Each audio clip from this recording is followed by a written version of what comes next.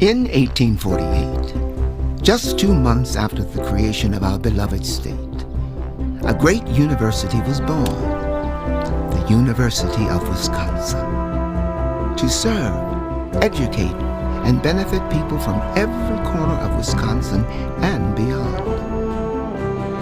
And for 175 years, we have pushed forward, energizing dreams and igniting innovation. With educational opportunities that create promise and research that improves lives, UW-Madison is a place where an idea can change the world. And as we look forward, we also look back to stand up for what's right, build common bonds, and a better future. When combined with inspired goofiness and Badger spirit, there's an inspirational and unconventional vibe that's all Madison. It's more than just fun and games, though. At the UW, we go from brainstorms to breakthroughs, from today's students to tomorrow's leaders. This is where an idea can change the world, the whole world, a corner of the world, my world, our world. UW-Madison's profound eurekas and personal ahas transform us all and serve the greater good. As proud Badgers, we celebrate the last 175 years and the next as the UW charges forward. On Wisconsin.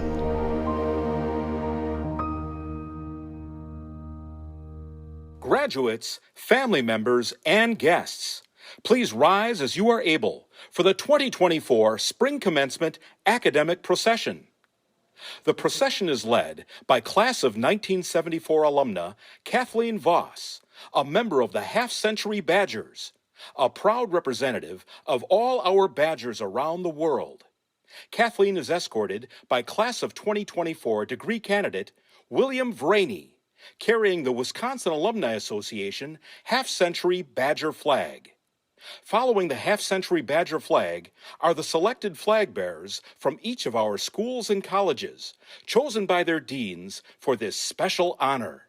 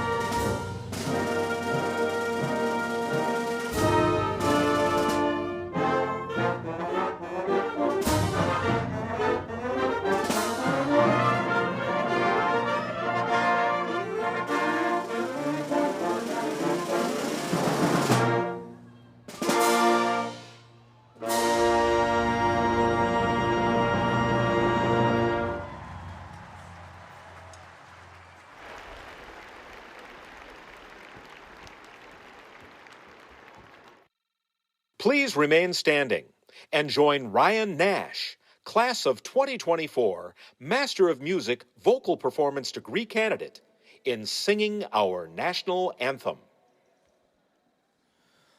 Oh, say, can you see by the dawn's early light what so proudly we hailed at the twilight's last gleaming, whose broad stripes and bright stars through the perilous fight o'er the ramparts we watched were so gallantly streaming, and the rocket's red glare,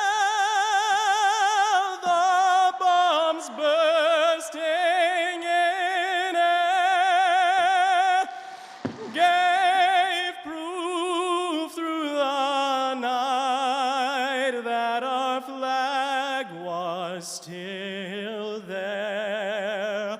Oh, say, does that star-spangled banner yet wave o'er the land of the free and the home of the brave?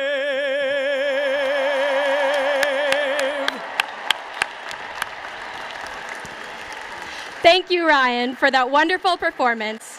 Please be seated.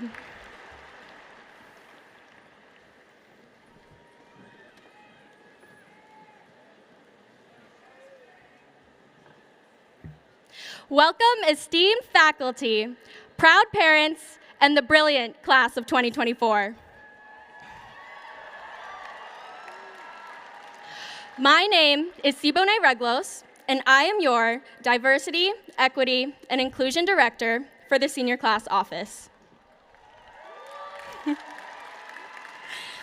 As we stand here today on the threshold of a new beginning, I am deeply honored to address you all as we celebrate the culmination of our academic journey at the University of Wisconsin-Madison.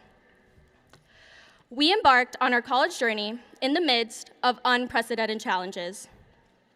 Who knew that remembering to turn off your mic during Zoom discussions, showing a QR code to enter Memorial Union, and the constant ebb and flow of ever-changing circumstances and global turmoil would be our new normal? Yet, through it all, we persevered, demonstrating resilience and determination in the face of adversity. In the midst of our joy and celebration, let's not forget the harsh realities that many face both within and beyond our campus bubble. I believe it's crucial to recognize that throughout history, significant societal advancements have often stemmed from dissent, from civil rights movements to women's suffrage. It's in the crucible of dissent that we refine our values, challenge the status quo, and foster meaningful change. We would be remiss if we didn't acknowledge the turmoil felt within our campus, our nation, and beyond its borders.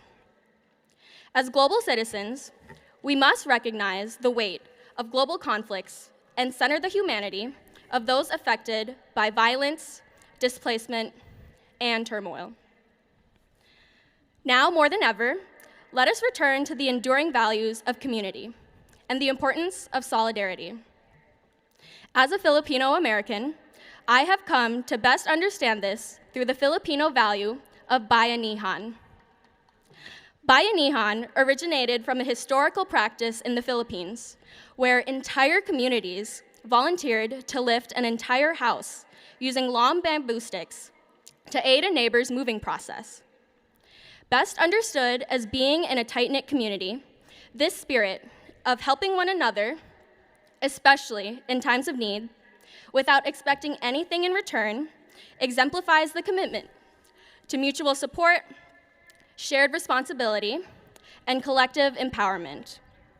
In other words, choosing a community that also chooses you back. Understanding that this unspoken commitment to communities is an enduring responsibility for us as students and members of society. Embracing community and our different experiences is the only way to navigate the uncertainties that lie ahead. If anything, we embraced a unique mentality. If Plan A doesn't unfold as expected, we turn to Plan B. Not the letter, but rather the concept, to be. Meaning embracing the ability to be present in the moment, to adapt, and to embrace all the obstacles that life throws at you. And as we navigate the twists and turns of life, may we never forget the strength we discovered within ourselves and the bonds that unite us as the class of 2024. The world awaits, and I have no doubt that each and every one of you will leave an indelible mark on it. Congratulations, fellow graduates.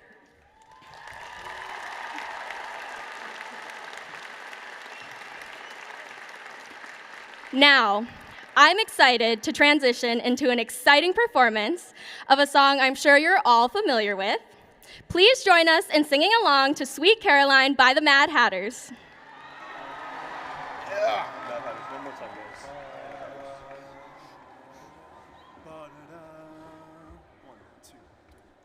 Ba-da-da, ba-da-da-da-da, ba-da-da, ba-da-da, ba-da-da-da-da, ba-da-da, ba-da-da,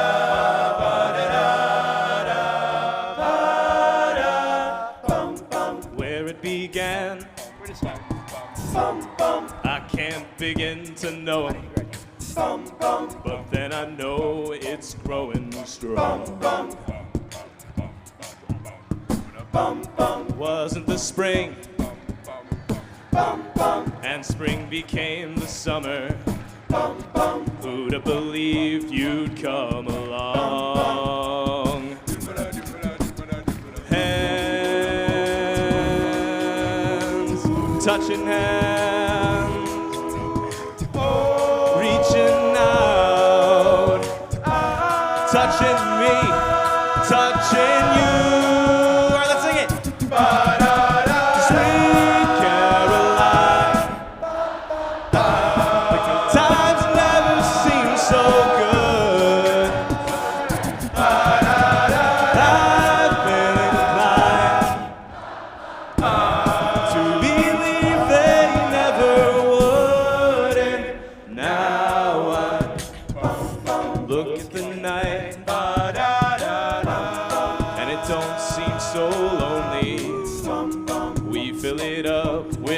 All of you!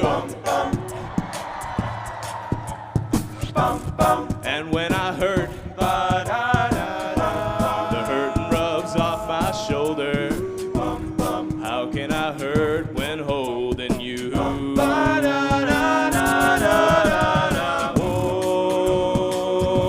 Warm, touching warm, reaching out, touching me, touching you. Sweet Caroline, the good times never seem so good. I've been inclined to believe they never would, and now I'm. Class of 2024, congratulations, we did it! Thank you for having us. Good luck with your future. Enjoy the rest of the commencement. We are the Mad Hatters. Sweet Caroline. Good times never seem so good. I've been inclined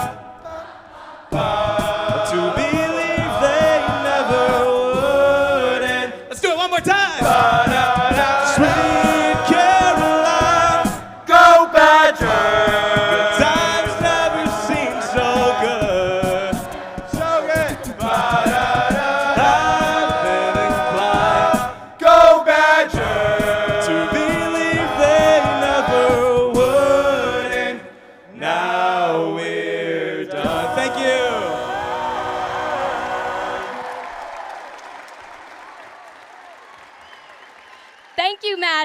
singers for that wonderful performance.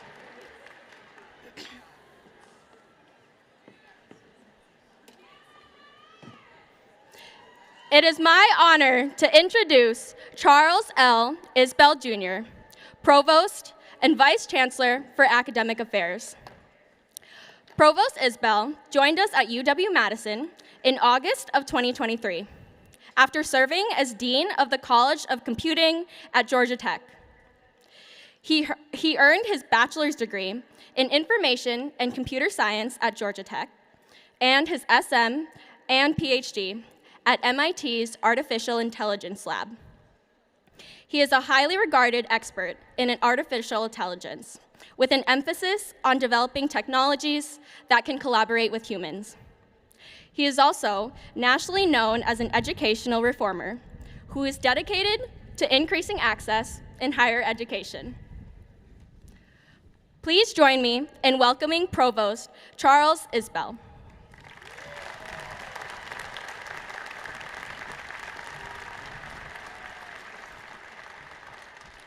Thank you so much for that kind introduction. Good afternoon, everyone.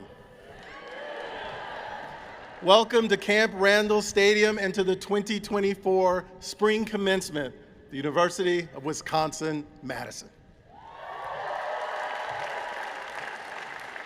Whether you are joining us here in person or through our live stream, we are one Badger community on this very special day. And on this day, I want to acknowledge that the land that UW-Madison inhabits is the ancestral home of the Ho-Chunk Nation, one of the 12 First Nations of Wisconsin. As part of UW-Madison's 175th anniversary celebration over the past year, the university commissioned banners to hang on Bascom Hall that incorporate traditional symbols, colors, and imagery of the Ho-Chunk beadwork. If you've seen the banners, you know just how spectacular they are. The artwork creates the effect of 160,000 individual beads called seed beads. The title the artist chose for the piece, Seed by Seed, speaks to this process. As you weave together thousands of beads, you form something beautiful. And that's how the university views its shared future with the Ho-Chunk Nation. As the artist put it, with each positive interaction, we are hopefully weaving together, seed by seed, a future based on collaboration and mutual respect. As provost here at UW-Madison, I work with the deans of all the schools and colleges to ensure that we are offering academic programs and an overall educational experience that is second to none. Our faculty pride themselves on our deep commitment to undergraduate, graduate, and professional education, and I'm very proud of the hard work and effort put forth by each and every faculty and staff member here on our campus. So now, it is my honor to introduce our official party. We begin with Chancellor Jennifer Mnookin.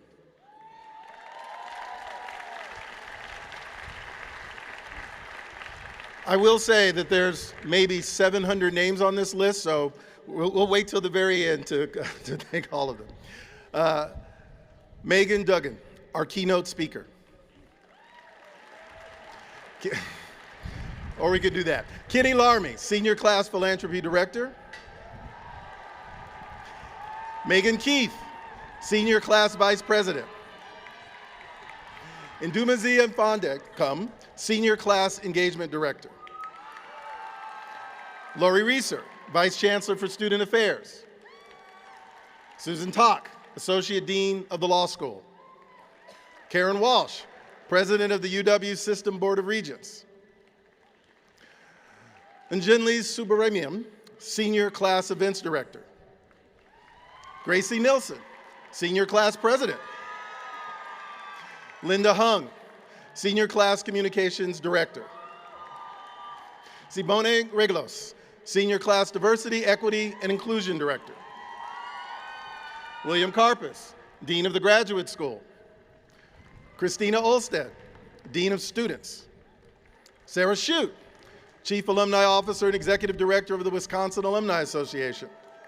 Glenda Gillespie, Dean of the College of Agricultural and Life Sciences. Eric Wilcox, Dean of the College of Letters and Science. Diana Hess, Dean of the School of Education. Linda Scott, Dean of the School of Nursing. Sabina Chada, Associate Dean of the School of Medicine and Public Health. Scott Chaltic, University Registrar. Nancy Lynch, Vice Chancellor for Legal Affairs. Steve Swanson, Dean of the School of Pharmacy. Soyun Shim, Dean of the School of Human Ecology. Balab Sambra Murithi, Dean of the Wisconsin School of Business. Ian Robertson, Dean of the College of Engineering. Mark Markell, Dean of the School of Veterinary Medicine. Jeff Russell, Vice Provost of Lifelong Learning and Dean of Continuing Studies. Francis Vavris, Vice Provost and Dean of the International Division. Carl Martin, Dean and Director of the Division of Extension. Paul Robbins, Dean of the Nilsson Institute for Environmental Studies. Diana Harvey, Vice Chancellor for Strategic Communication. Robert Kramer, Vice Chancellor for Finance and Administration. LeVar Charleston, Deputy Vice Chancellor and Chief Diversity Officer. Charlie Hoslett, Vice Chancellor for University Relations. Susan Tebow, Professor in the School of Medicine and Public Health and Chair of the University Committee, the Executive Committee of the Faculty Senate. Heather Daniels, Secretary of the Faculty. And today, we are also joined by faculty participating in our academic procession, so please join me in welcoming all of these individuals here today.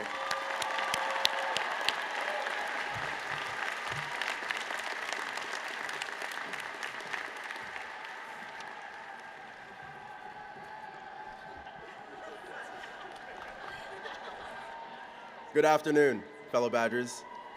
My name is Kenny Larmy, and I'm your 2024 Senior Class Philanthropy Director. It is now my honor to introduce Chancellor Jennifer Mnookin. Chancellor Mnookin is the 30th leader in the university's 175-year history and one of the nation's top legal scholars. She has spent her academic career at top public research universities, including UCLA, University of Virginia, and now UW-Madison. She has also been a visiting professor of law at Harvard Law School and holds degrees from Harvard, Yale, and MIT. During her time here, the university has been designated as a National Center for Innovation and Economic Prosperity and recognized as one of the top institutions in the country for creating opportunities on behalf of our graduates. The Chancellor is deeply committed to UW-Madison's unique brand of educational excellence that brings advanced research into the classroom and shapes the student's experience around a mission of public service. She is also deeply committed to supporting each of our talented graduates on their journey towards a life that's meaningful and enriching as we dream to inspire a community fostered in peace, love, and truth. Thank you, and please join me in welcoming Chancellor Jennifer Mnookin.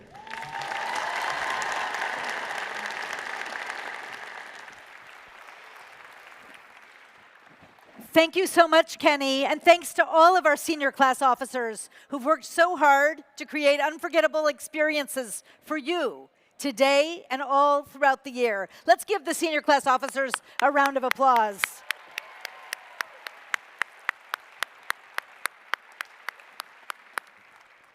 And now, a very warm welcome to the 171st commencement of the University of Wisconsin-Madison.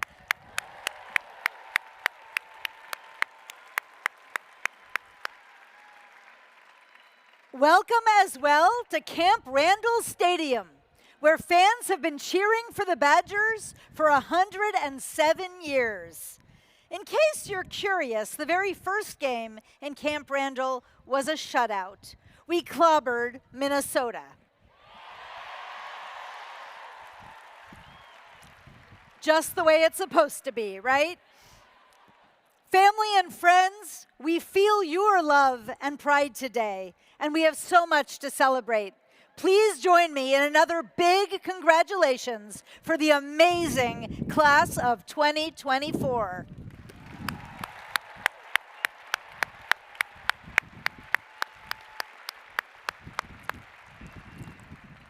Now, graduates, you walked through these gates today as students. When you walk through them again, it will be as alumni of one of the greatest universities of the world. Let's show some love for the family and friends who helped get you here.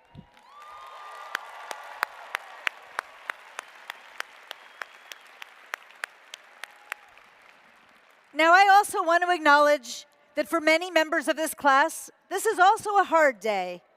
For some of you, there are classmates, friends, and family members who were with you at the start of the journey, but who cannot be here today.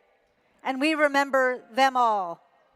And for many in our campus community, there is also pain and grief over the devastating destruction, injustice, and loss of life in Gaza and in Israel.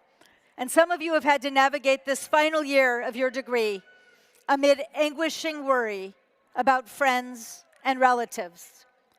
Please know that you're not alone in this difficult, very difficult time. Now today, we confer 7,868 degrees. 7,868 degrees.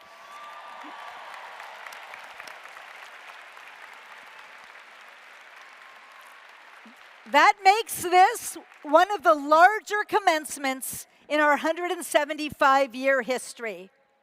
Now, 238 of you have earned law degrees. Where are our law grads? Make some noise. Congratulations. 1,382 of you have earned master's degrees. Where are our master's grads? Awesome. Congratulations. And 6,236 of you are earning bachelor's degrees. Make some noise.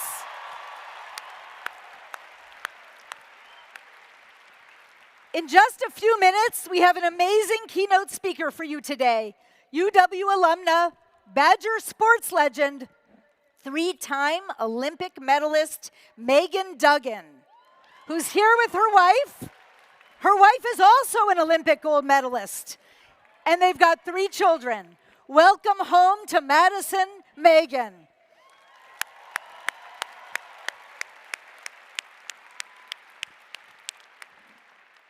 Now, every UW-Madison commencement is special, but this one is even a step more special because we're also celebrating the 175th anniversary of our founding. It's our demi-semi-septicentennial, and I dare you to say that 3 times fast.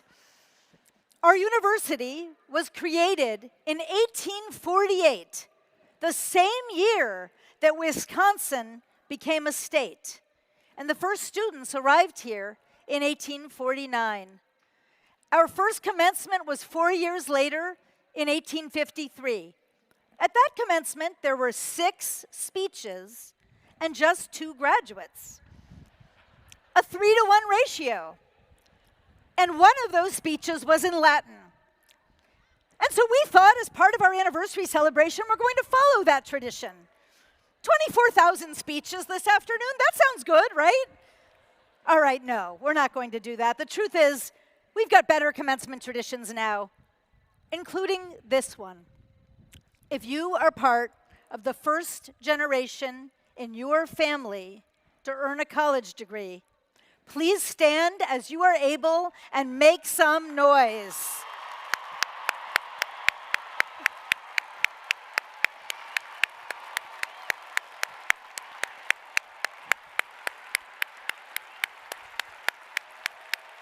That is beautiful. Congratulations. Now this one is for our graduates as well as the family and friends and loved ones in the stands. If you are a United States veteran or serving on active duty or in the reserves, whether you're graduating or in the stands, please stand as you are able so we can thank you for your service.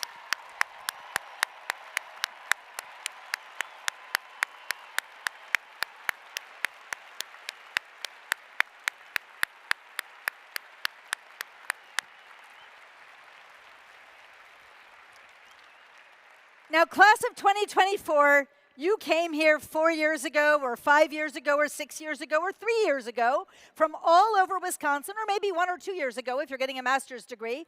You came from all over Wisconsin, around the United States, and all around the world. You arrived on this campus with very different backgrounds and identities and beliefs, and you found common ground around your shared identity as Badgers.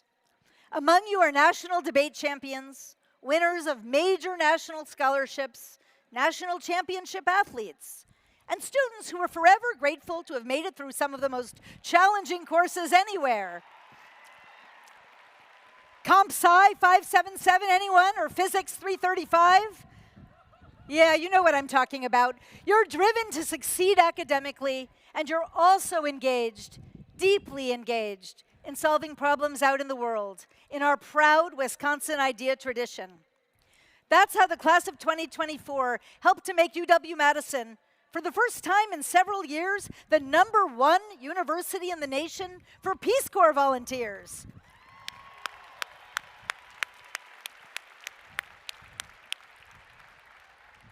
Now, class of 2024, you are without a doubt graduating during tumultuous times on campuses, in our nation, and across the globe.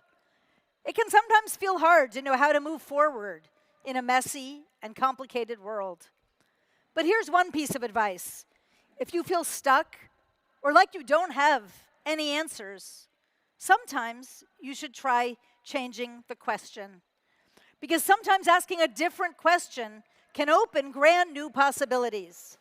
And class of 2024, I think this is something that you've already shown talent for. You've shown that you're good at changing the question, at asking something new that invites us to explore possibilities we might never have thought of. A great many of you began your time here during COVID, and you missed out on things before you arrived and at the beginning. Things like senior prom or a traditional high school graduation. But just this spring, as you looked forward, instead of dwelling on what you didn't have, you asked, is it too late to have that senior prom we missed 4 years ago? And together, you and we answered with a resounding no, it's not. And nearly 1,000 of you attended our first, and perhaps first of many, Madison senior proms with some twists. And I hear it was quite a celebration. This isn't the very first year that our students have asked, why doesn't the university have a curling team? But this year, a freshman changed the question.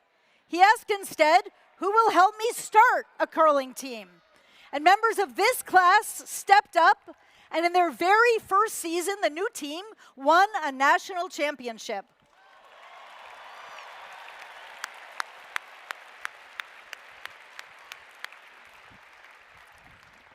On a more serious note, at a time of great political and social upheaval, members of your class looked for new ways to bring people with different beliefs together, to talk and to listen, respectfully and thoughtfully. Chandra Chauhan asked how our Indian and Pakistani student organizations had never collaborated on a joint event. And the result was our first ever interfaith iftar. There's a video, I think, up on that screen. So thank you, Chandra. In a very different arena, Rosalie Powell asked how we might bring environmentalists and landowners together to work toward a more sustainable planet. She met with people from very different perspectives, but with a shared belief in the importance of conservation, and together laid the groundwork for some important changes to help protect our precious water and soil. Thank you, Rosalie.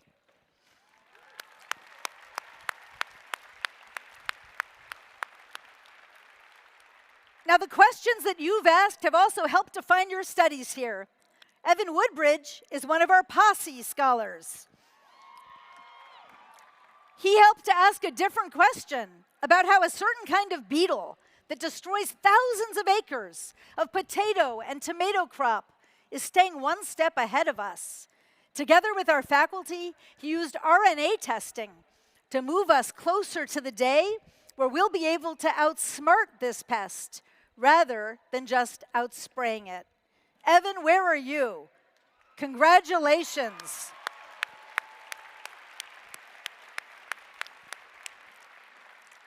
Nick Lawton, Canyon Pergandi, and Drew Levin asked a different kind of questions.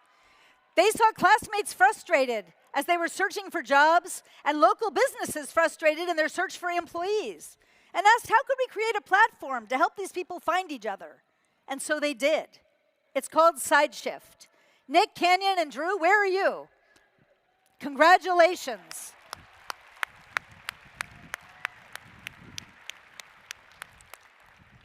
Now, you and I can't know exactly today what questions each of you will ask in your lives and in your futures, but I can tell you this. The questions that challenge what we are certain we already know are often the ones that drive extraordinary innovation. They're the questions that have propelled us forward for 175 years to produce 26 Pulitzer Prize winners, 20 Nobel laureates, the scholars who organized the National Park System, created weather satellite technology, discovered vitamin D, and isolated stem cells for the first time, to tackle some of the most complex social issues facing our world, to set standard for excellence in the arts, and to harness the power of artificial intelligence and machine learning to help people live better. That's what comes from asking great questions.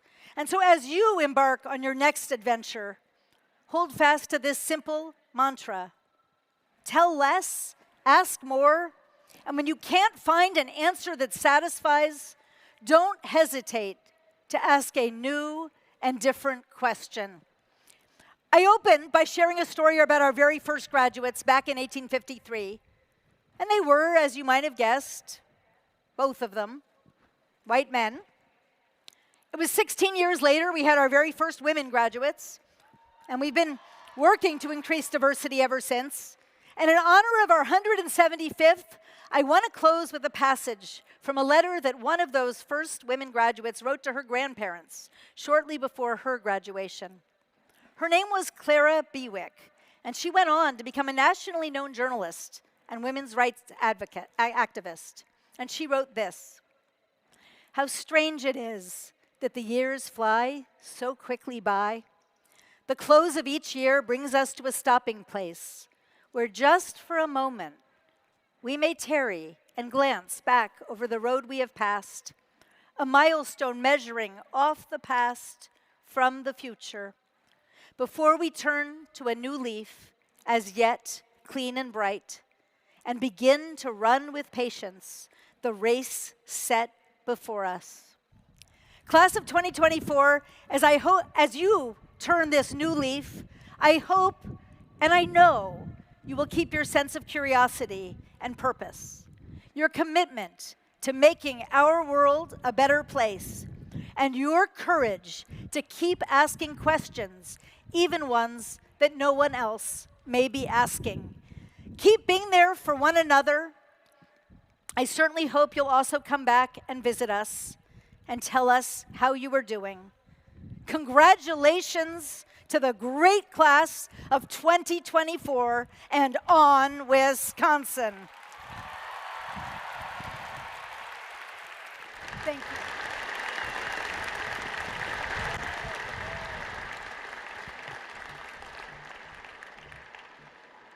Hi, class of 2024. My name is Anjali Subramanian, and I'm your senior class events director. It is now my honor to introduce Karen Walsh, president of the University of Wisconsin System Board of Regents. Regent Walsh has a deep connection to this campus. Karen holds bachelor's and master's degrees in journalism from UW-Madison and worked on campus for more than 2 decades, retiring as an assistant dean in 2005. She says the university is the place where she grew up, intellectually and personally, where she learned to think and communicate clearly, and where she met lifelong friends.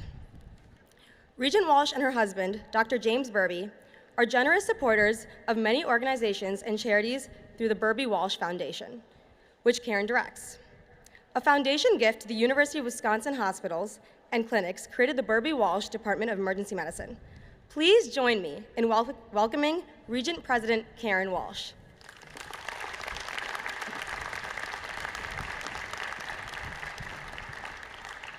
Good afternoon, fellow Badgers. So I have to tell you, I did write out a speech, but I'm not going to read it. And I'll tell you why I'm not going to read it. I got distracted by a headline I saw in the Wall Street Journal. It said, "The worst advice ever given by commencement speakers." And I thought I should really look at that, first of all, to make sure that my name wasn't on the list of the worst commencement speakers. But it turns out, at least in their mind, the worst advice is follow your dreams. Now, that's maybe a tad trite, and my journalism grads can back me up on that. But it does have some element of truth that you're here because you dreamed of going to college, dreamed of what you would do in the future. But you know, I think their point was that we don't sacrifice opportunities because we have tunnel vision to a particular dream. So you might look on either side of you and say, you know, that looks like a pothole, or I don't like that path ahead. And something else might catch your notice. And that happened to me because when I was in J school, all I wanted to do was report the news and write stories. And then I got a job doing morning drive news. And for those of you who might not know that, you have to get up at 3 o'clock in the morning to do this. And realizing I wasn't a morning person, a job opened up at UW-Madison for public service. And that opened up a whole new path for me. And if I had been myopic on my dream of being a journalist, I don't know that I would have been led here to speak in front of you all. It's such an honor. I bring many congratulations from my colleagues on the Board of Regents. And I just have one thing to say in this house: the axe is ours. Congratulations.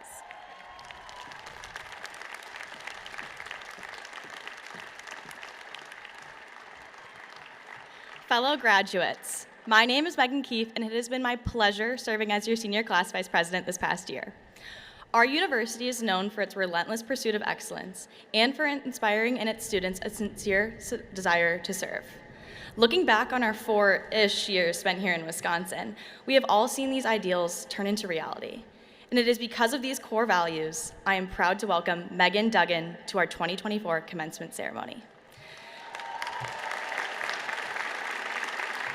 During her time as a UW student, Megan demonstrated exceptional athletic achievement as a 3-time women's hockey national champion. When she graduated, Megan was the #1 scorer in her program history. She has represented the nation 3 times at the Winter Olympic Games, earning a historic gold medal in 2018, and participating in 8 International Ice Hockey Federation Women's World Championships, winning 7 gold medals. However, her impact reaches far beyond her remarkable athletic achievements. She has been a steadfast advocate for diversity and inclusivity across all sports, striving to create more opportunities for young female athletes. Her legacy has not only shaped my time as a student athlete, but it has also inspired countless others, encouraging individuals to pursue excellence in all aspects of our lives. As we stand on the brink of a new chapter, it's essential to acknowledge the challenges and uncertainties we've navigated in these past 4 years. From personal growth to global events, we've weathered storms that have tested our resilience and resolve.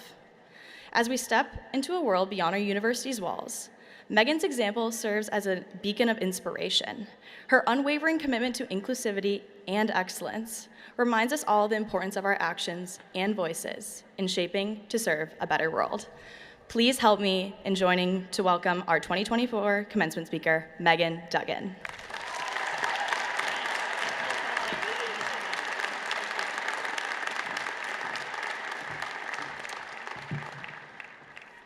Thank you, Megan, for that wonderful introduction. Thank you, Chancellor Mnookin, and a special thanks to the class of 2024 for inviting me to speak here today.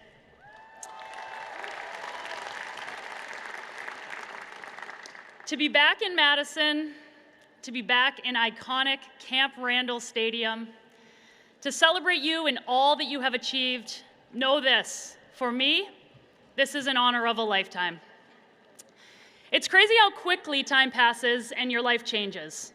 It seems like only yesterday that I was right here, suited up in my cardinal and white striped game bibs, in the student section, trying to avoid getting hit by vomit during jump around. Yet here I am, back today at Camp Randall, a stone's throw from that very student section, for this beautiful commencement.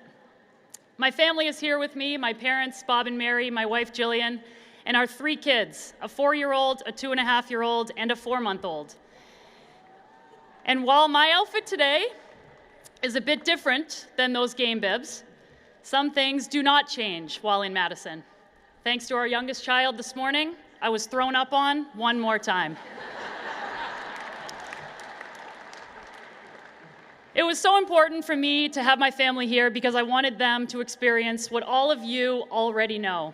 There is absolutely nothing like joining your fellow Badgers here in Camp Randall.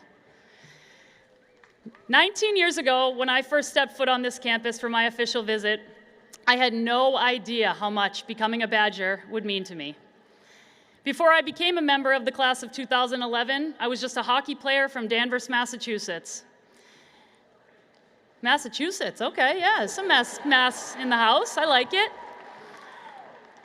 Back in 2005, it was very rare for players from the Northeast to venture out to the Midwest, but I was intrigued.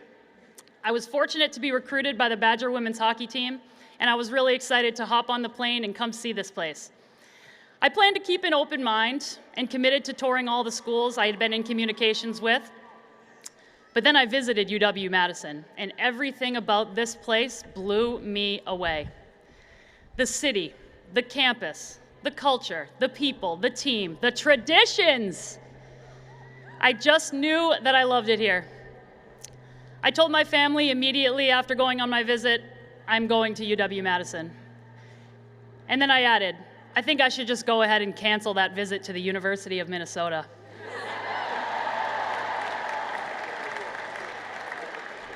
Which I did. A great decision, if I do say so myself, and I know you would join me in that. I made lifelong friends during my time at UW-Madison. We bonded over tailgating and Badger games, late nights at the College Club or State Street Brats, Halloween celebrations during Freak Fest when, all the way back in 2007, I dressed as an iPod walking around singing songs on command.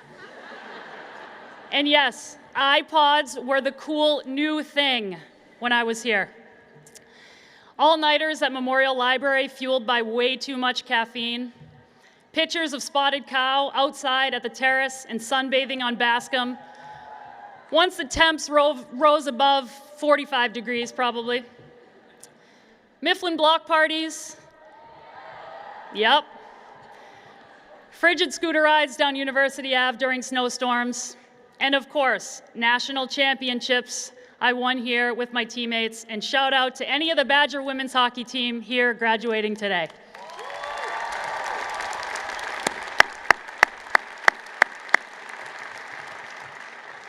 All of you know on your journey to today's commencement, it wasn't always easy.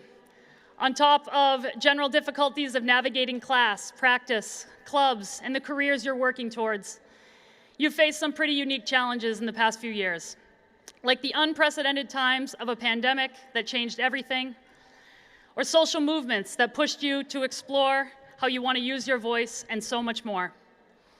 There's an incredible amount of uncertainty about what comes next.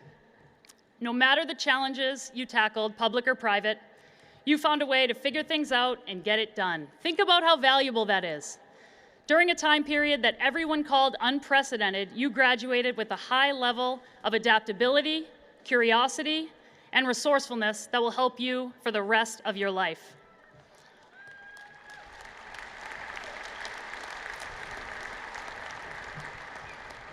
Myself and my fellow alumni are enormously proud of you, and you should be equally proud of yourselves. For your perseverance during a historic time, let's hear it for the class of 2024.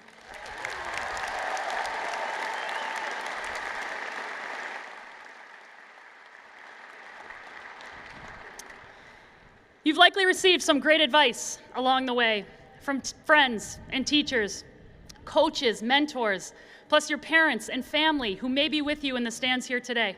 It's been a team effort at times, for sure. During my time at UW, I got brilliant advice from a legendary UW alum and our head coach of our women's hockey team, Mark Johnson. At the start of every season, during our team welcome meetings, while other coaches around the league were going through a laundry list of rules and do's and don'ts for their players, Coach Johnson shared with us one simple piece of advice: make good decisions.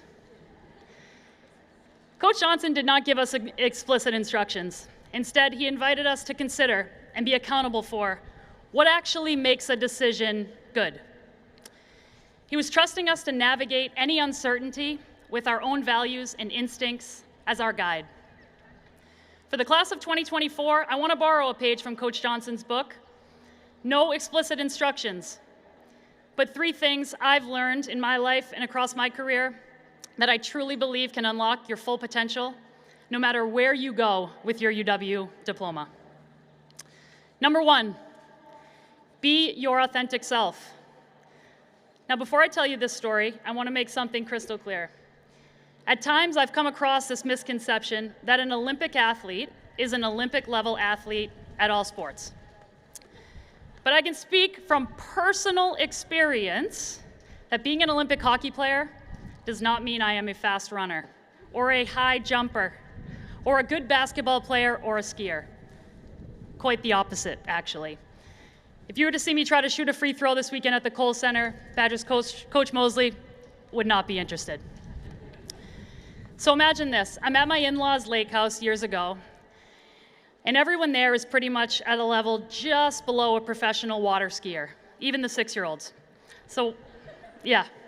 So when I'm encouraged to try it, having never done it before in my entire life, you can imagine my apprehension. Even as I was working myself up to get behind the boat, my young nephew and niece went flying by on one ski, doing tricks, high-fiving each other out there.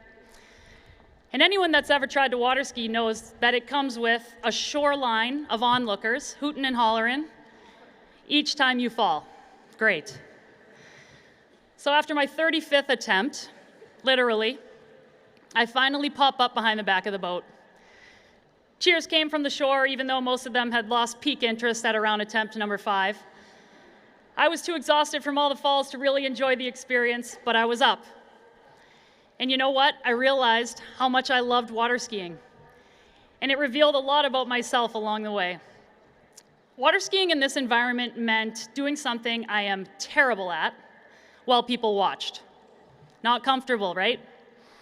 But throughout my life, I have learned that being true to myself under any circumstance often means actions that are hard or that others do not want to do. It means doing things that may make you in the moment feel uncertain or vulnerable. It can mean saying things that are unpopular and often are very controversial. You might be skeptical of the idea because it's become so mainstream. I know I'm not the first person to tell you this, particularly over the last few years. Everyone from politicians to pop stars has asked you to bring your full self to the room, honor your story, be you, represent the authenticity of your experience. But the reality is this: you hear it a lot because it's incredibly important. You'll meet so many people that go through life without trying to be their authentic self. They hang in the middle. They may be present in their relationships and their careers, but only at the surface. They avoid putting themselves out there or doing and saying things that they really feel because it's hard, or they will look inadequate. Maybe you've even been this person in your life. We all have, myself included. Because it takes a lot of effort, vulnerability, courage to live authentically. When you clarify who you are and what you believe, you're holding yourself to a new standard that requires standing up for yourself wherever you go. Yes, you could always be that person who decides authenticity is not worth the investment, but I would advise you not to be. You have a choice. If you have a choice between bringing your authentic self or accepting a less dynamic version of you, always choose authenticity, even if it means you're choosing a more difficult adventure. Number 2, all human beings fail. One of the most important people in my life loves to quote Jane Eyre: "The shadows are just as important as the light." Whether it's a job, an interview, an exam, a game, or a first date, at some point, you will fail.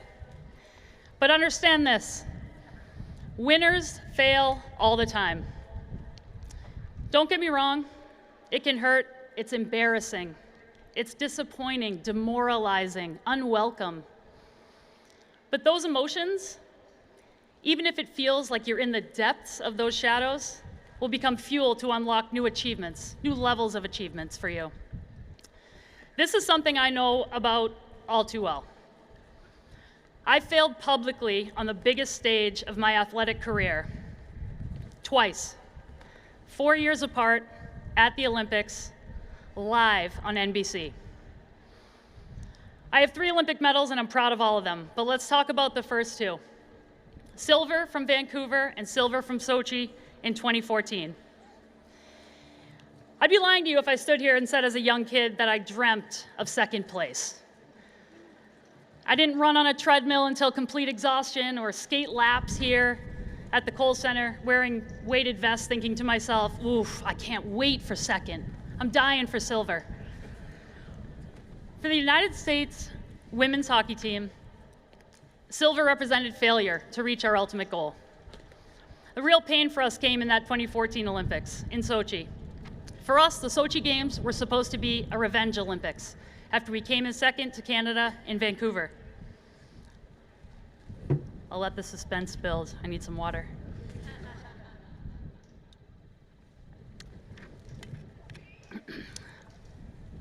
But in the 2014 gold medal game against Canada, we were up 2-0 with about 3 minutes left, and we crumbled. Canada quickly tied it up and forced overtime, and all of our hearts broke as we watched them score to capture the gold medal 8 minutes into OT. We lost again.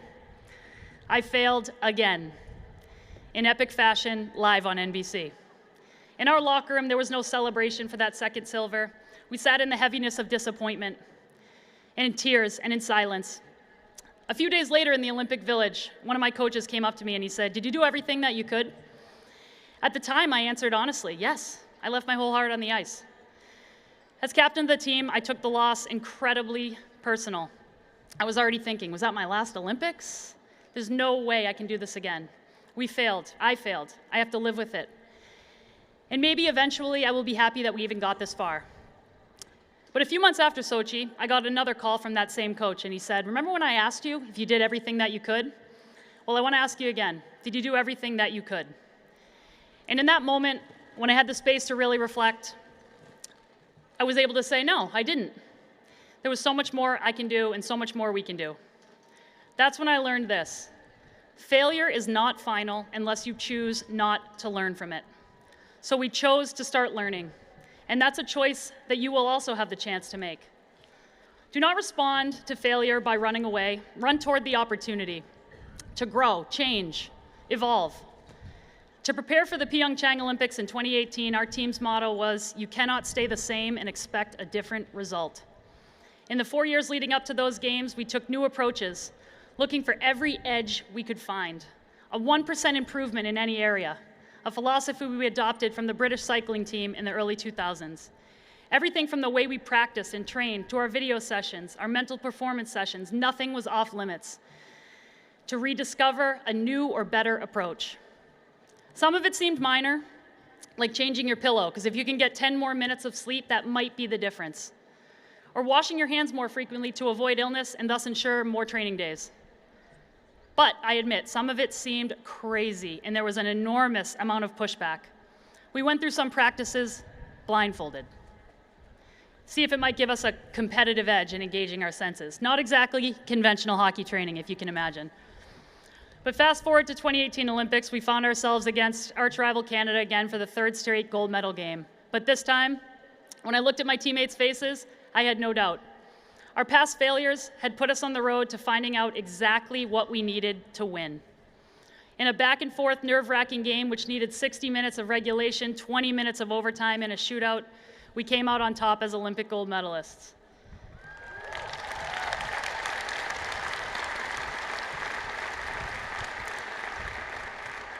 And everyone in this stadium knows Badgers get the job done when we're together. So I want you to know that there were 9 Badgers alongside me in my Olympic journey. And I want to acknowledge the trio of Badgers that I won gold with in 2018, Alex Rigsby, Brianna Decker, and Hillary Knight. We hope we made Wisconsin proud.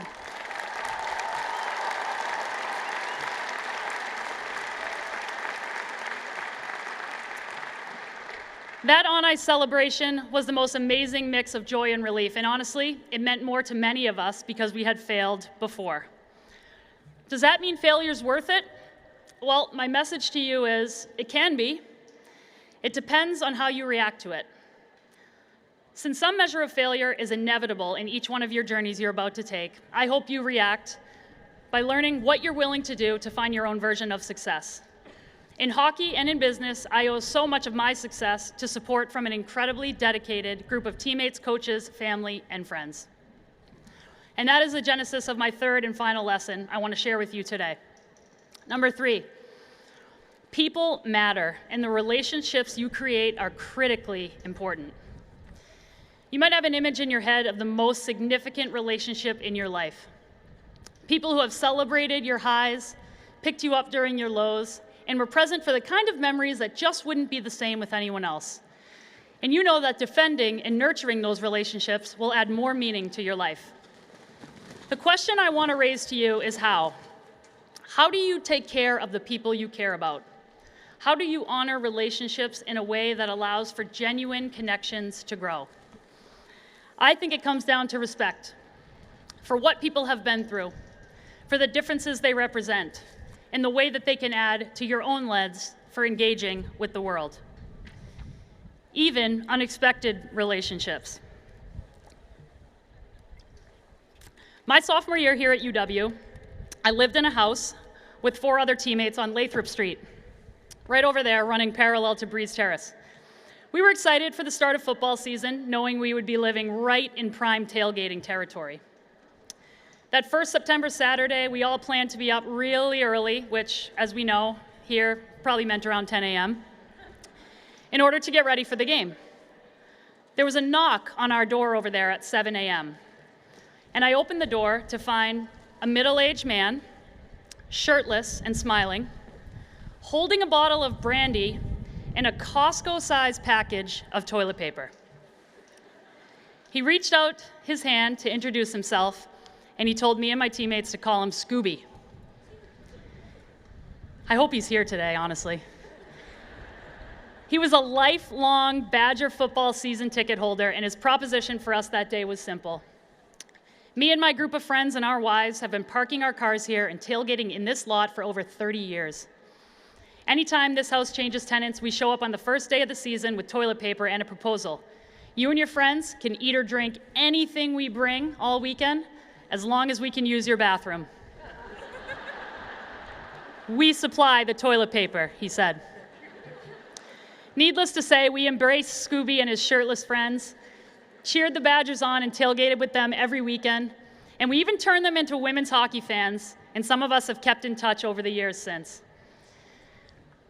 Relationships and people come into our lives in all sorts of ways. And as you leave here, you'll find even more so that the special connection between Badgers is always worthy of respect.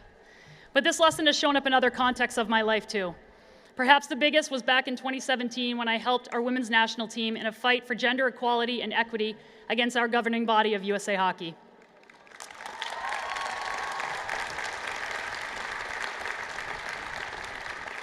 Some important background: each year, USA Hockey at that time was investing millions of dollars into development programs for boys and zero for girls.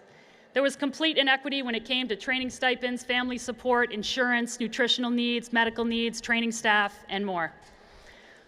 So I led a group that started pushing USA Hockey for fair treatment. But after more than a year of meetings and proposals, we got nowhere.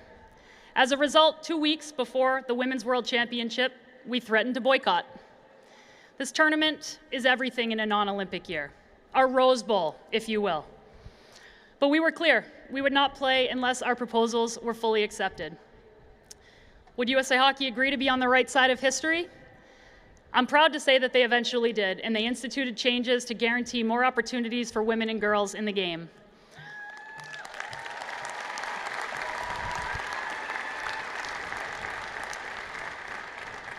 But the press coverage did not dive into how our relationships among all the players was what made the difference. Honestly, there were moments we were scared to death. How would it all play out? Would we be cut? Our dreams shattered? When people are scared, relationships splinter. That matters because a boycott only works if there's a combined front from everyone. A few replacement players can unravel the whole thing. So we had to be intentional about honoring relationships with each other on the current team and almost every other female hockey player in the country. I respected how hard everyone had worked to be in a position to qualify for Team USA at that World Championships and what it means to wear the jersey. I respected those who were young and working their way to the jersey. So I personally made 708 phone calls to female hockey players in the United States, their parents, and even their college, high school, or junior programs. I believe they deserve to hear from us what we were trying to achieve. Those phone calls created space for trust, communication, and healthy disagreement that served a shared purpose. Really, they were demonstrating our choice to value each person who might be impacted by our decisions, because we wanted our relationships to be built on something real. Investing time and energy into those relationships gave us the united front that made the boycott successful and ultimately helped us all win, and the next generation too. Please take my word for it. Relationships are much more important than Olympic medals. My medals are tucked away in a Nike duffel bag somewhere under my bed, probably collecting a layer of dust right now.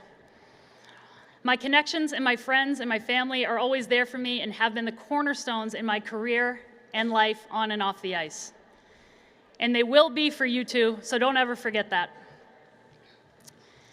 As I look at the class of 2024, I know you will navigate your own story. You're leaving here with a very fancy physical diploma, but years from now, it may too collect dust somewhere. So what will you carry with you? How will your time at the University of Wisconsin show up in the way that you move through the world? I hope that it shows up in the relationships you've built on a solid foundation of respect, the choice to restart when failure finds its way into a chapter in your story, and the courage to bring your authentic self wherever you go. You'll explore a lot of possibilities, and each one will come with some level of uncertainty. But you're used to that by now, and UW has given you everything you need to trust your instincts as you figure things out. The future can be daunting at times. The real world can be brutal. But when it is, you'll all be okay. But don't sit back and sulk. Take bold action and bring your story to life. And along the way, take care of yourself and your village and have some fun. How? Leave your hometown at least once and live somewhere else. Dance at the weddings you go to. Go visit your grandparents. Floss your teeth. Play outside. Show up consistently, especially when it is inconvenient for you. Order the extra plate of French fries for the whole table. Aim to be fearless. Drink more water than you think you should, especially this weekend. Find something that you truly care about and relentlessly pursue it. Get rid of the toxicity in your life. Be thoughtful, generous, and kind. And try not to worry about what everyone else is doing or how great their life is. It only looks that way on TikTok.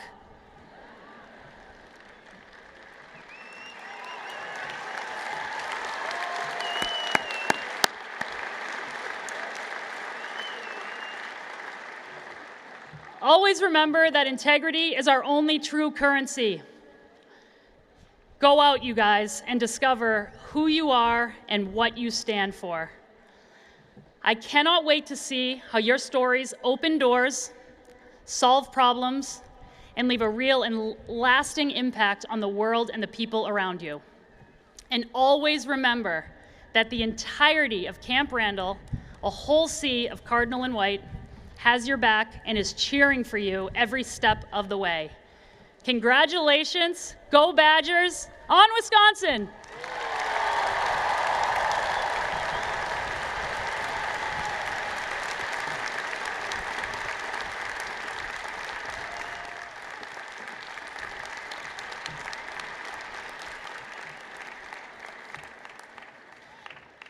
Hello, esteemed graduates, families, and friends, and hi, Mom and Dad. My name is Enamazia Falcom, and I am the Senior Class Office Engagement Director.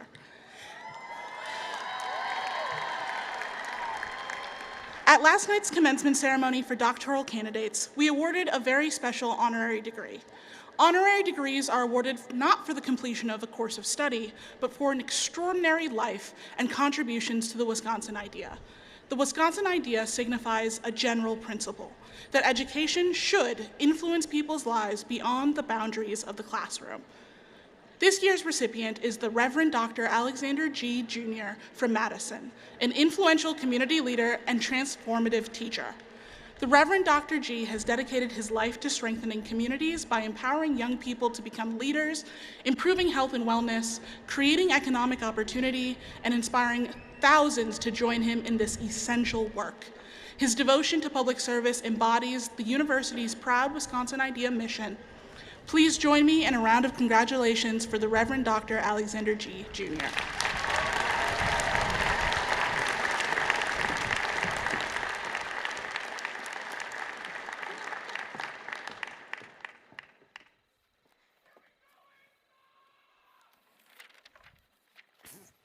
Thank you, Enamazia, and if you'd like to hear Dr. G's remarks, they're online in last night's ceremony. Now it is time to begin conferring degrees, and we are going to begin with our law degrees and master's degrees. So I first call upon Susanna Tuck, Associate Dean of the Law School. Candidates for the degrees Doctor of Law, Juris Doctor, Doctor of Juridical Science, and Master of Laws Legal Institutions, please rise as you are able.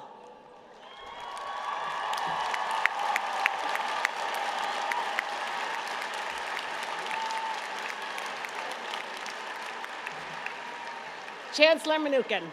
Associate Dean Tuck. These scholars have successfully completed the requirements of the courses in law. Upon recommendation of the faculty of the law school, I present these candidates for degrees.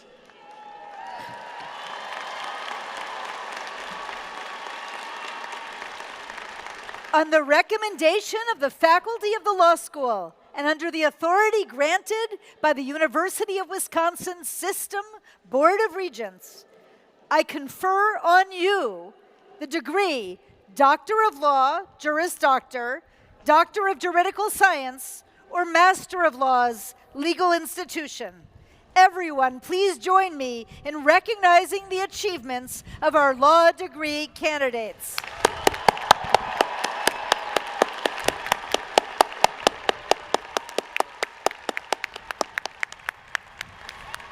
Congratulations, and candidates may be seated.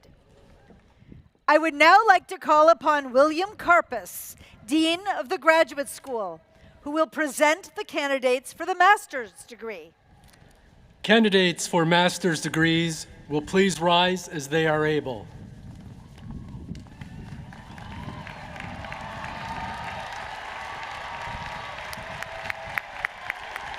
Chancellor Mnookin. Dean Karpus. On the recommendation of the graduate faculty, I present these candidates for graduate degrees in their respective fields. Master of Accountancy, Master of Arts, Master of Business Administration, Master of Engineering, Master of International Public Affairs, Master of Music, Master of Professional French Studies, Master of Public Affairs, Master of Science, Master of Social Work. These scholars have successfully completed the requirements of the courses in graduate studies. Upon the recommendation of the graduate school faculty, I present these candidates for degrees. On the recommendation of the faculty of the graduate school and under the authority granted by the University of Wisconsin System Board of Regents, you will be admitted to the appropriate master's degree. Please join me in recognizing the achievements of our master's degree candidates.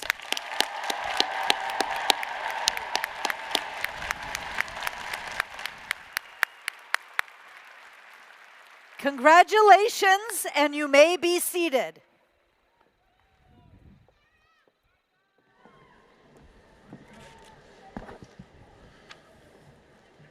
It is now my honor to introduce our student speaker for today's ceremony. Gracie Nelson is from Seattle, Washington, and is earning a bachelor's degree today with a double major in political science and gender and women's studies, and honors through the College of Letters and Science. As president of the senior class this past year, Gracie worked with her fellow class officers to plan many memorable events, including just a few weeks ago, a prom, to replace the one that many of you missed as high school seniors because of the pandemic. It was a terrific event. More than 1,000 of you attended, and it was a great example of Badger ingenuity. During her time on campus, Gracie was incredibly busy. She served all 4 years on the Dean of Students Advisory Board, chaired the Grant Allocation Committee for the university's student government, studied abroad in Italy, and interned in public affairs within the U.S. Department of Justice. She also makes the quite bold claim of having visited every single coffee shop within 3 miles of campus, something that's pretty impressive considering that she is without a car. Please join me in welcoming Gracie Nelson, who will give remarks on behalf of the class of 2024.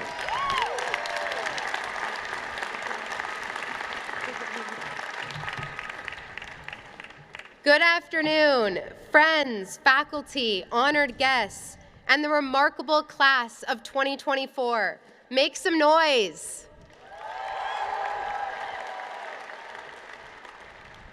Before me sit 8,529 remarkable graduates, not only holding academic credentials, but embodying excellence in every form. To try to list the achievements of our class would be nearly impossible. I mean, where would I even start? As I look out today, I see a Rhodes Scholar finalist, the youngest queer person ever to hold an official office in Wisconsin, and 3 Goldwater Scholars. I see more than 14 published authors and 95 veterans and other service members. The list goes on and on. And if I haven't just mentioned you from this list of excellence, you're just like me. Hello, everyone. My name is Gracie Nelson. I have no awards to my name. I don't hold the title of valedictorian. I haven't done much. Like many of you, I often feel defined by what I do or what I produce. Crafting this speech, I felt compelled to focus on what I had achieved, what I had done. But what I want us all to consider today is the bigger question. What type of individual, friend, neighbor, citizen do we want to be? Who do we want to become? As I reminisce on my time here, what I've done isn't defined by the tests I've failed or the GPA I've earned. My biggest moment of excellence at UW-Madison isn't being the senior class president or delivering this commencement speech, but helping to create the truly incredible community around me. I love this place deeply, as do all of us here, and I've come to value the plethora of opportunities UW-Madison has afforded me, from educational enrichment and research experiences to promising career paths. But more importantly, it's the people I've had the privilege to meet and learn from that truly stand out. Many of those people are in attendance today. And while they may go unrecognized, they deserve acknowledgement and celebration for the impact they've had on this campus, as without their contributions, our sense of community wouldn't exist.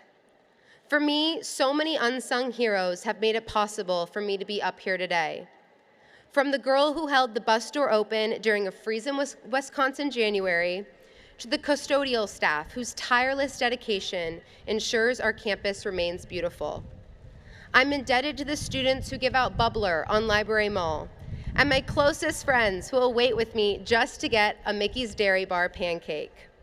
I could go on and on like this. Our numbers today are filled with graduates who have done countless things during their time here that won't make it on to future resumes and don't win award titles. But these are the students and people that answer my question of who I want to be. Excellence to me isn't defined by accolades, awards, or future prospects. It's watching the sunset at Memorial Union with friends. It's cheering in the Fieldhouse student section while watching our volleyball team. It's having people to study with in College Library. This collection of small moments has made it possible to get through the past 4 years. We've lived through COVID dorms, survived 8 Taylor Swift albums, and said hello and goodbye to 3 football coaches. In all seriousness, though, our class has overcome a lot. We've endured a global pandemic, persevered through remote college classes, and navigated a political landscape that grows more complex and maddening by the day. Despite these obstacles, each of us has reached this milestone, graduation day. And for most of us, it's the first one we've ever attended in person.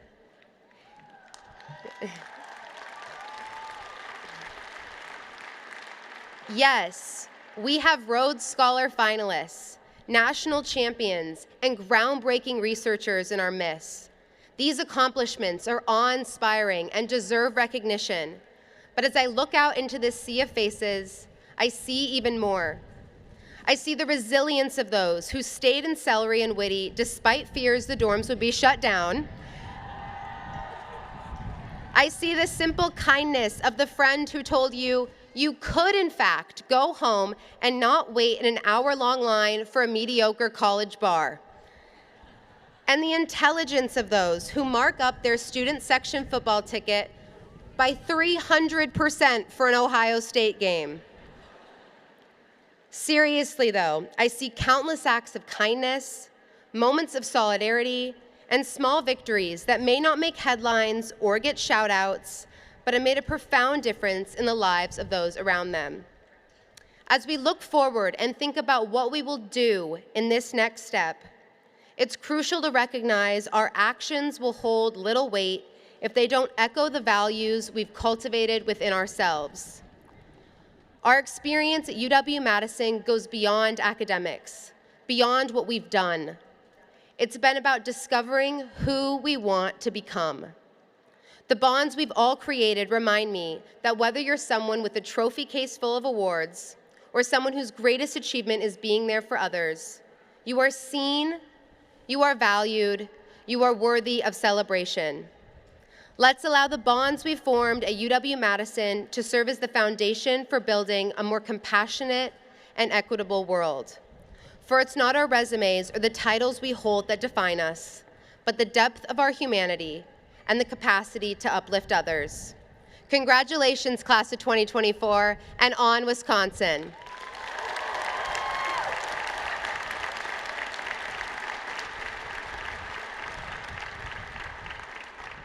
Graduation wouldn't be complete without our favorite Badger.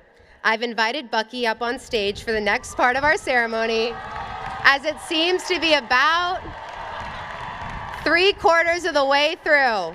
And you know what that means. Hit it!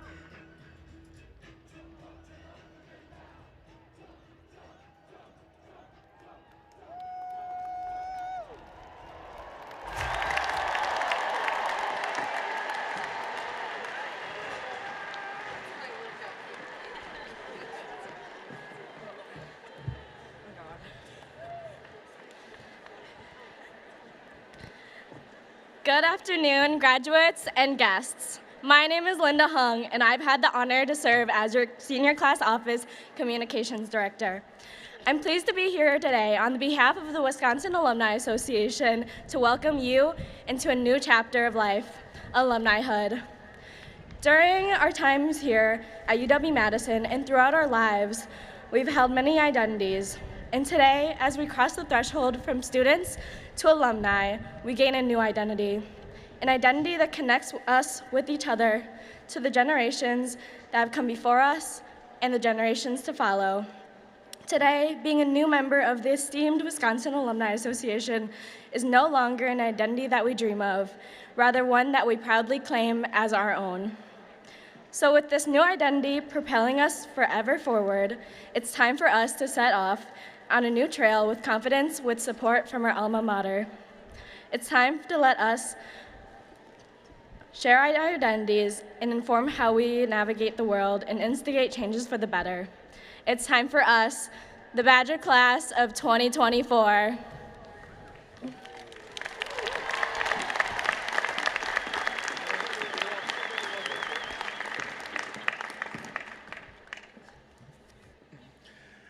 At this point in our program, I'm pleased to acknowledge those bachelor degree candidates who have distinguished themselves scholastically by ranking in the top 20% of their school or college, or by participating in the honors programs. These students are attired with honors stoles, white with red chevrons, or distinctive scholastic achievement stoles, solid cardinal red.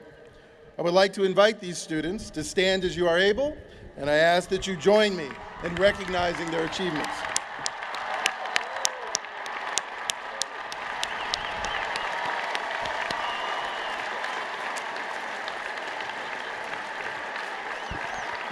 Candidates, you may be seated.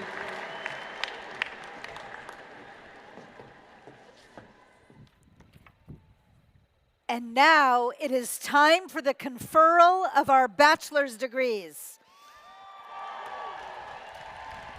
I call upon Glenda Gillespie, Dean of the College of Agricultural and Life Sciences. Candidates for the bachelor's degrees in the College of Agricultural and Life Sciences will please rise as they are able.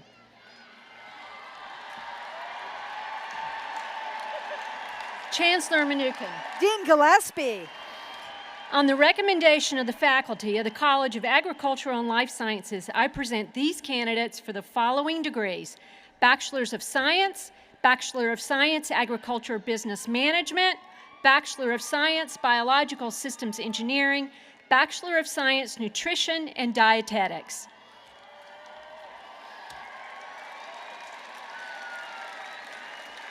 Candidates may be seated. I now call upon Ian Robertson, Dean of the College of Engineering. Candidates for bachelor's degrees in the College of Engineering will please rise as they are able. Chancellor Mnookin. Dean Robertson. On the recommendation of the faculty of the College of Engineering, I present these candidates for the following degrees: Bachelor of Naval Science, Bachelor of Science Biomedical Engineering, Bachelor of Science Chemical Engineering, Bachelor of Science Civil Engineering, Bachelor of Science Computer Engineering, Bachelor of Science Electrical Engineering, Bachelor of Science Engineering Mechanics, Bachelor of Science Engineering Physics, Bachelor of Science Environmental Engineering, Bachelor of Science Geological Engineering, Bachelor of Science Industrial Engineering, Bachelor of Science Material Science and Engineering, Bachelor of Science Mechanical Engineering, and Bachelor of Science Nuclear Engineering. Candidates may be seated.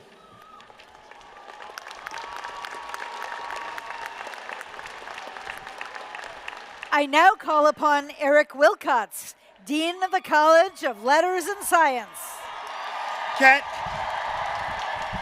Candidates for bachelor's degrees in the College of Letters and Science will please rise as they are able. Chancellor Mnookin. Dean Wilcots. On the recommendation of the faculty of the College of Letters and Science, I present these candidates for the following degrees: Bachelor of Arts, Bachelor of Arts Journalism, Bachelor of Landscape Architecture, Bachelor of Liberal Studies, Bachelor of Music, Bachelor of Science, Bachelor of Science, Applied Mathematics, Engineering, and Physics, Bachelor of Science, Journalism, Bachelor of Social Work. Candidates may be seated.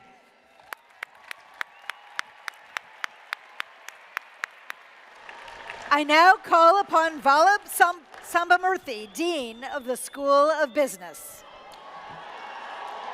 Candidates for the bachelor's degree in the School of Business, please rise as they're able. Chancellor Mnookin. Dean Sambamurthy. On the recommendation of the faculty of the Wisconsin School of Business, I present these candidates for the degree of Bachelor of Business Administration. Candidates may please be seated.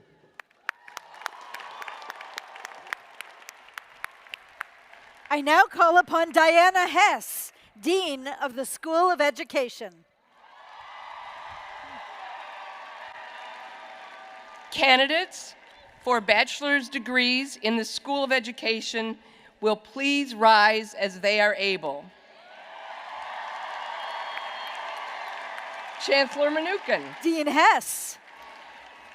On recommendation of the faculty of the School of Education, I present these candidates for the following degrees: Bachelor of Fine Arts, Bachelor of Science Art, Bachelor of Science Art Education, Bachelor of Science Dance, Bachelor of Science Education, Bachelor of Science Education Studies, Bachelor of Science Health Promotion and Health Equity, Bachelor of Science Kinesiology, Bachelor of Science Physical Education, Bachelor of Science Rehabilitation Psychology, and Bachelor of Science Theater and Drama. Candidates may be seated. I now call upon Soyen Shim, Dean of the School of Human Ecology. Candidates for bachelor's degrees in the School of Human Ecology will please rise as they are able.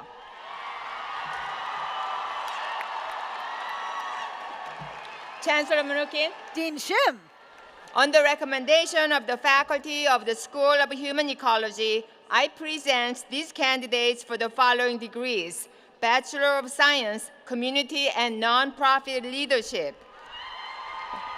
Bachelor of Science, Consumer Behavior and Marketplace Studies, Bachelor of Science, Consumer Finance and Financial Planning, Bachelor of Science, Human Development and Family Studies, Bachelor of Science, Interior Architecture, Bachelor of Science, Personal Finance, Bachelor of Science, Textiles and Fashion Design. Candidates may be seated.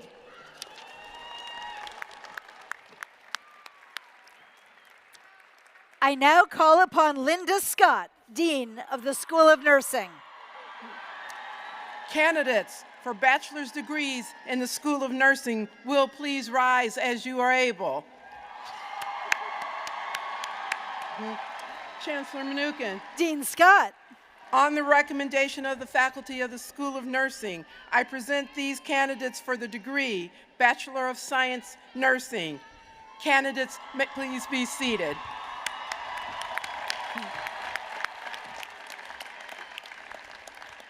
I now call upon Stephen Swanson, Dean of the School of Pharmacy.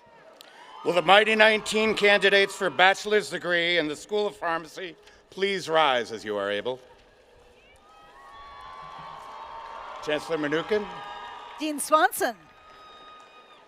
On the recommendation of the faculty of the School of Pharmacy, I present these candidates for the following degrees: Bachelor of Science, Pharmacological Sciences, Bachelor of Science, Pharmacology and Toxicology.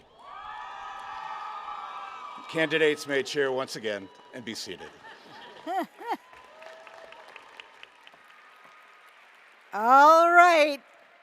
At this time, I invite all of our bachelor's degree candidates to please rise as they are able for the conferral of baccalaureate degrees.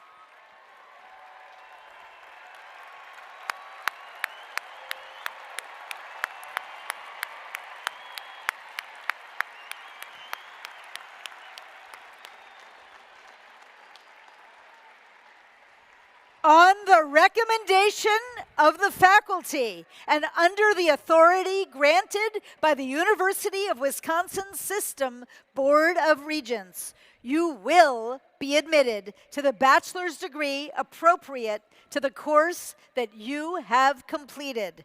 Congratulations to all of our Badger graduates, degree candidates.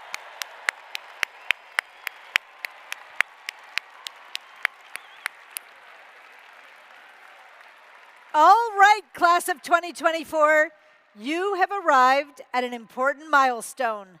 This is the moment when you transition from student to alumni. Tradition decrees that before degree conferral, candidates will wear their tassel on the right side of their mortarboard. And after commencement, to symbolize your new status as graduates, your tassel is worn on the left. Graduates, now is the time. Please move your tassels. Whoa!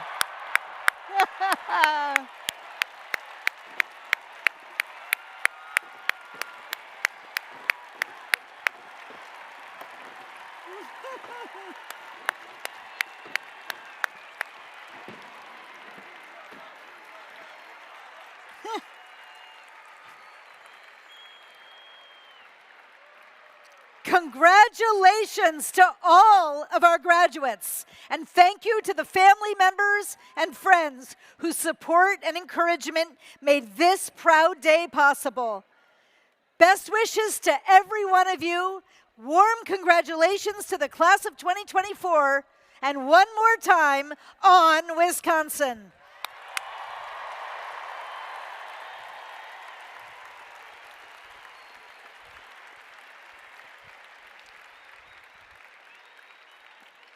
To conclude our time and our celebration today, please join the Mead-Witter School of Music Commencement Band in singing our alma mater varsity. Congratulations again.